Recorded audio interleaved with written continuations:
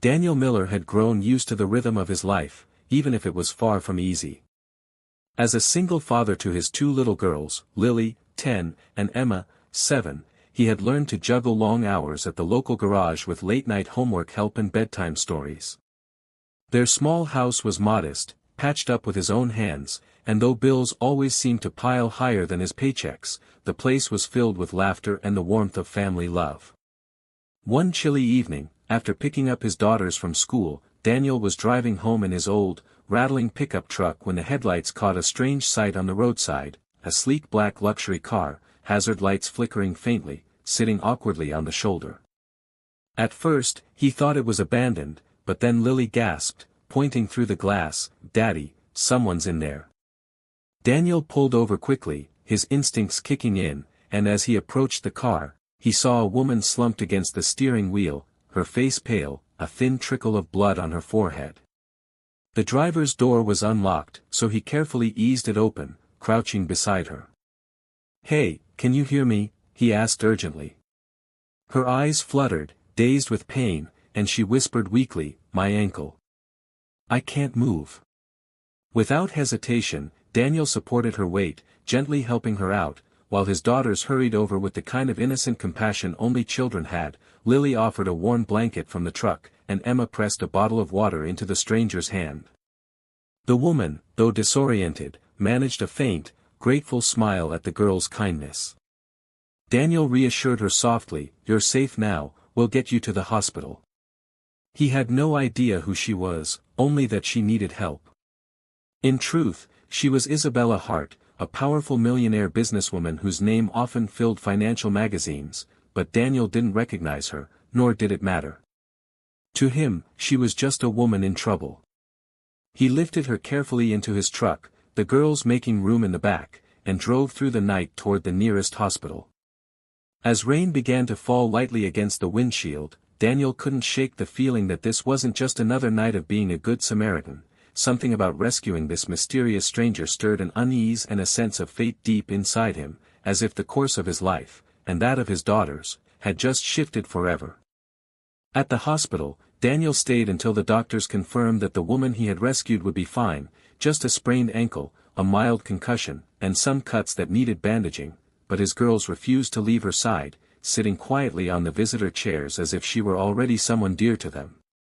When she finally stirred fully awake, she looked around the plain white room and her gaze softened at the sight of Lily and Emma giggling together, whispering little secrets and drawing with the crayons the nurse had given them. Turning to Daniel, she asked in a quiet but firm voice, "Why did you help me? You don't even know me."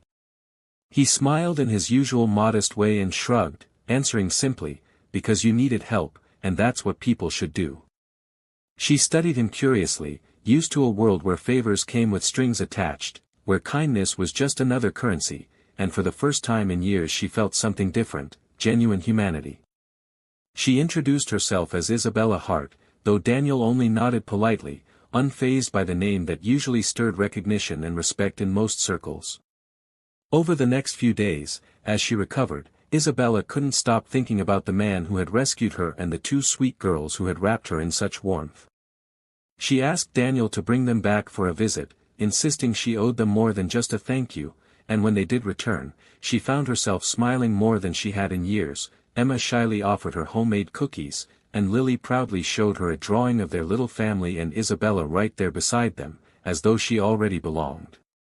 Soon after being discharged, Isabella surprised Daniel by visiting their modest home, and though she was used to mansions and penthouses, she was struck by how much love filled the small space, the girls' laughter echoing in the rooms, the smell of soup simmering in the kitchen, and Daniel's steady presence holding everything together like glue. She found herself returning again and again, helping the girls with homework, sharing stories over dinner, and even laughing at Daniel's old mechanic jokes. Still, the differences between them were undeniable. Isabella lived in a world of wealth, polished boardrooms, and high expectations, while Daniel lived paycheck to paycheck, often falling asleep exhausted from work. Yet, the invisible thread of connection kept pulling them closer, leaving both to wonder if fate had brought them together for a reason neither could yet understand. As weeks passed, Isabella's presence in Daniel's life became more frequent, almost natural, yet with it came new challenges neither of them had anticipated.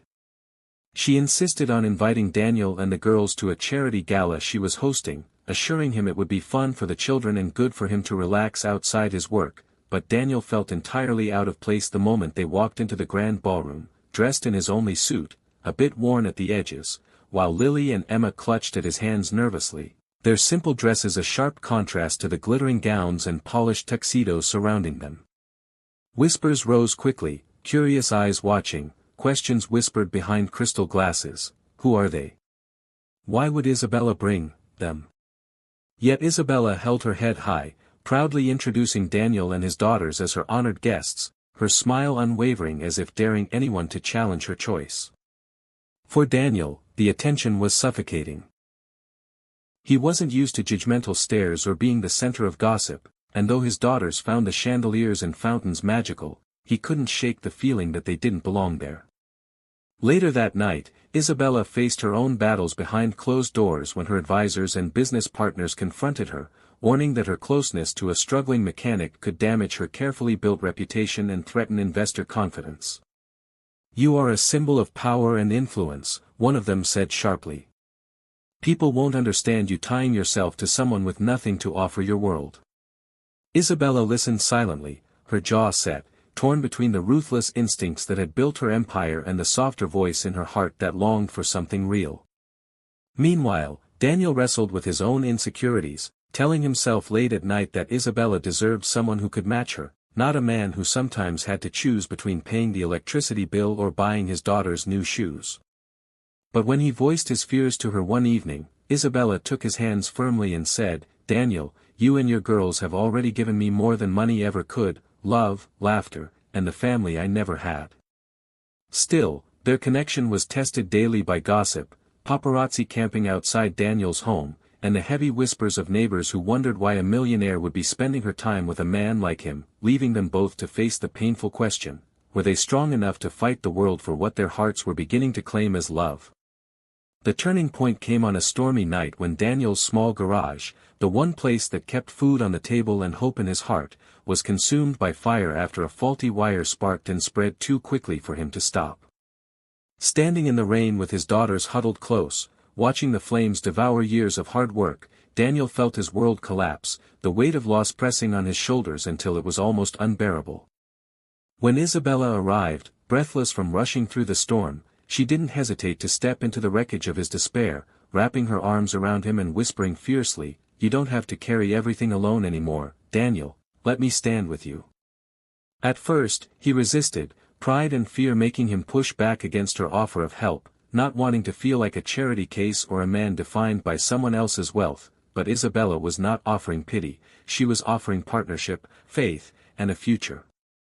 In the weeks that followed, she helped rebuild not just his garage but his life, investing in his skills and vision, turning the humble shop into a thriving business while ensuring Daniel remained the true owner, respected and independent. With her guidance, the garage expanded into a family-run venture, Lily and Emma painting cheerful signs while Daniel managed new employees with a confidence he had never believed he could have. The girls adored Isabella, who slipped into their lives like the motherly figure they had quietly longed for, tucking them into bed with stories and teaching them to dream beyond limits. Months later, on a golden evening with the sun casting long shadows across their backyard, Daniel stood with Isabella by his side, watching his daughters laugh freely, and he realized that the whispers of doubt and the judgment of others no longer mattered. What mattered was the love that had grown out of a single act of kindness on a lonely roadside. Isabella leaned against him, her voice soft yet steady as she said, "That night you rescued me, Daniel, I thought you saved my life, but what you really gave me was something I never had, a family." He smiled, holding her close, replying with quiet conviction, "And you saved me too. You gave my girls a mother's love again, and you gave me hope." From that moment, the mechanic and the millionaire no longer lived in separate worlds, they built one life together, bound not by wealth or struggle, but by the unshakable strength of love and family.